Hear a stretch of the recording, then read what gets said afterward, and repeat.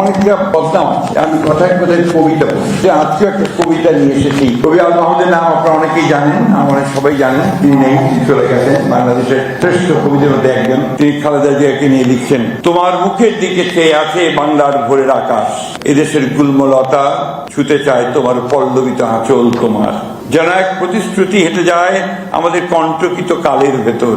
লাঞ্ছিতের আহ্বানে যেন মাটি জন্ম দিল এক শস্যগন্ধি মাটিরই কন্যাকে। লাঞ্ছিতের আহ্বানে যেন মাটি জন্ম দিল শস্যগন্ধি মাটিরই কন্যাকে। প্রত্যাশার কণ্ঠস্বর কে জানি কি মন্ত্র বলে কেবল ছড়িয়ে দিচ্ছ মাঠে ঘাটে আদিগন্ত শস্যের কিনারে। আমরাও সাক্ষ্য দেব, হ্যাঁ আমরা একদা দেখেছি মাতাকে এক অনিঃশেষ আধারে দাঁড়িয়ে আরো ডানার মতো মেলে দিয়ে ব্যর্থ দুই বাহু 11 কোটি মাঝে নেমেছিল বিদ্যুৎ বিভয়। কখনো ভুলো না যেন তোমার ঘুমটায় আছে মানুষের আশার বারুদ। ভুলো না তোমার বাক্য প্রতীক্ষিত নিঃশ্বাস জাতি অবিচল পিঙ্গলাক্ষী হে মাতৃকা মানুষের আশাকে জাগাও।